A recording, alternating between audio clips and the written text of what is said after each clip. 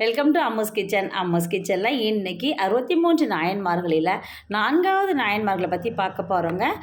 மெய்ப்பொருள் நாயனார்.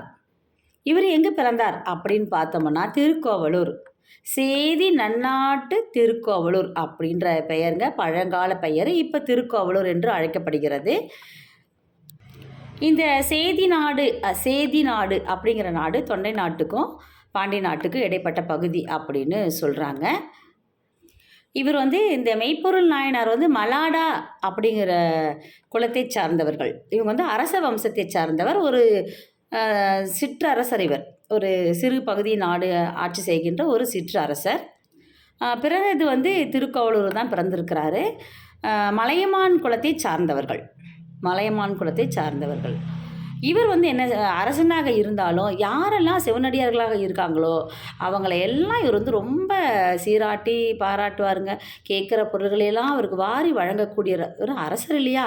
அதனால் எதை கேட்டாலும் சிவனடியார் பார்த்துட்டாவே போதும், அவங்களுடைய கால்களில் விழுந்து வணங்கி அவங்களுக்கு என்னென்ன வேணுமோ எல்லாமே செய்யக்கூடிய ஒரு மிகப்பெரிய ஒரு சிவபக்தராக இவர் இருந்திருக்கிறாரு. கூட இருக்கக்கூடியவருடைய ராணி பட்டத்து இளவரசியும் அது போலவே தான் வாழ்ந்து வந்துட்டுருக்குறாங்க. அது மட்டும் இல்லை, இவர் நல்ல போர்த்திறம் மிக்கவர். போர்க்கலையில் இவரை வெல்ல யாருமே இல்லை ஆட்கள். அந்த அளவுக்கு அங்கே இருக்கக்கூடிய குறுநில மன்னர்கள், சிற்றரசர்கள் எல்லாருமே இவருடைய போர் திறமையில் வியந்து எல்லாம் இவருடைய அடிமை மீன்ஸ் இவர் தான் அந்த சுற்றி இருக்கக்கூடிய எல்லா நாடுகளிலும் கூட ஒரு மிகச்சிறந்த ஒரு ஆகச்சிறந்த ஒரு அரசனாக தலைவராக இவர் இருந்திருக்கிறார். இவர் போரில் யாராலையும் வெல்லவே முடியாது, அந்த அளவுக்கு போர்த்திறம் மிக்க ஒரு அரசராக இருந்தார். இப்படி இருக்கும்போது முத்துநாதன் அப்படிங்கிற பக்கத்து நாட்டு ஒரு சிற்றரசன் இவர் பல முறை போரில் தோத்துட்டாங்க.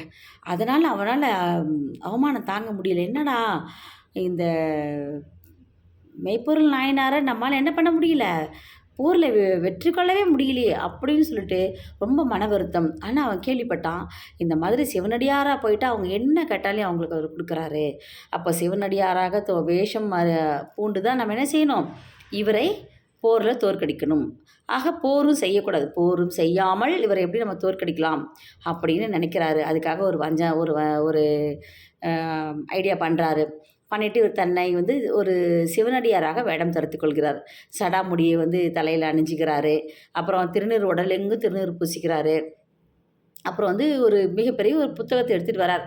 இது ஒரு வேத புத்தகம், சிவனை பற்றி சொல்கின்ற வேத புத்தகம். இதை நான் உங்களுக்கு அவருக்கு கொடுக்கறதுக்காக, மெய்ப்பொருள் நாயனாருக்கு கொடுக்கறதுக்காக என்ன பண்ணுறாரு, தன்னுடைய உடையில் இடுப்போடு வச்சு கட்டிக்கிறார். அதில் என்ன செய்கிறாருன்னா உடை வாளையும் சொருகி வச்சுக்கிறார். புத்தகத்தில் சொருகி வச்சுட்டு வரார். ஊரில் இருக்கிறவங்களாம் பார்க்குறாங்க, இவர் யாரை புதுசாக இருக்காங்க. ஏன்னா அரசரை பார்க்க நிறைய சிவனடியார்கள் வருவாங்க இல்லையா, அந்த மாதிரி இவர் வரார். வந்துட்டு அரண்மனை வாயில் நின்னோடனே காவலர் எதுவுமே கேட்க மாட்டார். ஏன்னா சிவனடியார்கள் வந்தாலே அப்படியே அவரை நேராக அரசரை பார்க்க விட்டுருவாங்க. அவங்க அப்படியே விட்டுறாங்க. அவரும் வராரு, உள்ளே எல்லாம் வந்துடுறாரு. நேராக அரண்மனையினுடைய அரசர் இருக்கக்கூடிய பகுதிக்கு வந்துடுறார். அங்கே பார்க்கவும் அந்த காவலர் பேர் தத்தன். அவனுக்கு ஒரு சந்தேகம் வருது. என்னடா இவரை பார்த்தா சிவனடியார் மாதிரியே தெரியலையே. ஏன்னா சிவனடியார்கள் திருநீர் பூசிக்கொள்கின்ற ஒரு விதம் ரொம்ப அருமையாக இருக்கும். பார்க்க அவங்க ஒரு நேர்த்தியாக பூசியிருப்பாங்க. இவர் உடலெங்கும் பூசியிருக்கார், ஆனால் கண்ணாபின்னான் பூசியிருக்கார். அதனால் அந்த திருநீர் பூசியதை கண்டே இவருக்கு ஒரு சந்தேகம் வருது. அதனால் தடுக்கிறார். அதாவது அரசர் உள்ளே தூங்கிட்டுருக்கிறாரு. கூட யார், பட்டத்து இளவரசி கூட இருக்காங்க. ஓய்வெடுக்கு அறையில் நீங்கள் கொஞ்சம் நேரம் ஓய்வெடுங்க, அதுக்கப்புறம் அவரை நாங்கள் பார்க்க அனுமதி கொடுக்குறோம் அப்படின்னு சொன்ன உடனே இவர், நான் ஒரு சிவனடியார், மெய்ப்பொருள் நாயனார் அரசரை பார்க்கறதுக்காக நான் வந்திருக்கேன். அது மட்டும் இல்லை, அவருக்காக வேதங்கள் சொல்கின்ற, சிவபுராணங்கள் சொல்கின்ற, சிவனை பற்றி சொல்கின்ற கருத்துக்கள் அடங்கிய மேலான புத்தகத்தை நான் எடுத்துகிட்டு வந்திருக்கிறேன். அதை அவர்கிட்ட கொடுக்கறதுக்காக தான் வந்திருக்கேன்னு சொல்கிறாரு. சரி, அதை கேட்டோன்னே என்ன பண்ணுறாரு, ரைட்டு அப்படின்ட்டு வேறு வழி இல்லாமல் அனுப்பிடுறார். அவர் உள்ளே போயிடுறாரு. உள்ளே போய் பார்த்தா அங்கே இளவரசியார், பட்டத்து இளவரசியார் உட்காந்துருக்காரு. இவர் தூங்கிட்டுருக்கிறாரு. அதுக்கப்புறம் சிவனடியாரை பார்த்த உடனே அவங்களையும் தொழுது வணங்கிட்டு உடனே அரசர் ராணி எழுப்புறாங்க. எழுந்திரிச்ச உடனே பார்க்குறாரு. பார்த்த உடனே சிவனடியார் அப்படியே காலில் விழுந்து வணங்கி அவருக்கு தொண்டுகள் செய்யறதுக்காக விழுந்து வணங்குறார். ஆனா சிவனடியார்ட்ட தொழுது வணங்கிட்டு அந்த அரசியார் வந்து உடனே நவுந்துடுறாங்க. ஏன்னா அவங்க பேசிக்குவாங்கன்றனால அவங்க அந்த இடத்த விட்டு போயிடுறாங்க.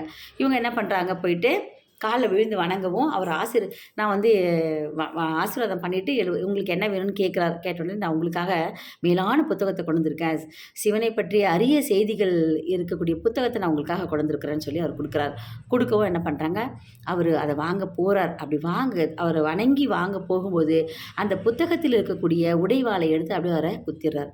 அப்படியே குருதி ஒழுக, ரத்தம் ஒழுக அவர் வந்து என்ன செய்கிறாருன்னு அப்படியே சரிகிறார். அந்த சத்தம் கேட்டு உடனடியாக காவலன் தத்தன் ஓடி வரார். வந்து பார்த்த உடனே அவருக்கு கோபம் தாங்க முடியல. உடனே இடையில இருக்கக்கூடிய அந்த உடைவாளை எடுத்து அவரை குத்த போகிறாரு. அப்போ வந்து அவர் தடுத்துடுறார் அரசர். வேண்டாம், அவர் எந்த வடிவத்தில் வந்திருக்கிறார், சிவனடியார்கள் வடிவத்தில் வந்திருக்கிறார். ஒரு சிவனடியார்கள் அவர் யாராக இருந்தாலும் சிவனடியார்கள் வடிவத்தில் வந்தால் அவங்கள நம்ம என்ன செய்யக்கூடாது, துன்புறுத்தவே கூடாது. அது மட்டும் இல்லை, அவர் இறந்து விடுவார். அந்த அளவுக்கு ஆழமான கத்தியில் வந்து காயம் பட்டுருச்சு. அதனால் இவரை வந்து பத்திரமாக அழைத்து ஊரினுடைய எல்லை பகுதியில் கொண்டு போய் விட்டுட்டு வர்றது உன்னுடைய கடமை, இது அரசனுடைய கட்டளைன்னு சொல்லி அனுப்பிடுறார். தத்தனும் என்ன பண்ணுறாரு, வேறு வழி இல்லை, அரசனுடைய கட்டளை. அதனால் அவர் அழைச்சிட்டு போகிறாரு. போகிற வழியெல்லாம் அதுக்குள்ளார இங்கே என்ன ஆகுறாரு, குற்றுயிரும் கொலையுருமாக அரசர் இருக்கிறாரு. இந்த செய்தி கேட்டு மக்கள் எல்லாம் அப்படியே திரண்டு வராங்க, இவர் அடிக்க வராங்க. அவர்கிட்ட சொல்கிறார் மக்கள்கிட்ட, இது அரசருடைய கட்டளை, இவரை அழைச்சி கொண்டு போய் ஊரினுடைய எல்லையில் பத்திரமா விட்டுட்டு வரணும், நான் நம்ம நாட்டினுடைய எல்லை பகுதியில் விட்டுட்டு வரணும்னு சொல்லி அவர் போய் விட்டுட்டு வரதுக்குள்ளார அவர் வரதுக்குள்ளார இங்கே ஒரு அரசருடைய உயிர் போயிடுது. ஆனால் அரசருடைய உயிர் போகும்போது எம்பெருமானுடைய 5 எழுத்து மந்திரத்தை உச்சரித்துட்டு அவர் வந்து தன்னுடைய உயிரை விடுறார். அப்படி விடுங்கின்ற தருவாயில் அவருக்கு நம்முடைய எம்பெருமான் உமையவள் பார்வதியோடு காட்சி கொடுக்கிறார். காட்சி கொடுத்து அவர் இறந்துறார். அந்த இறக்கும்போது காட்சி கொடுக்கிறார்.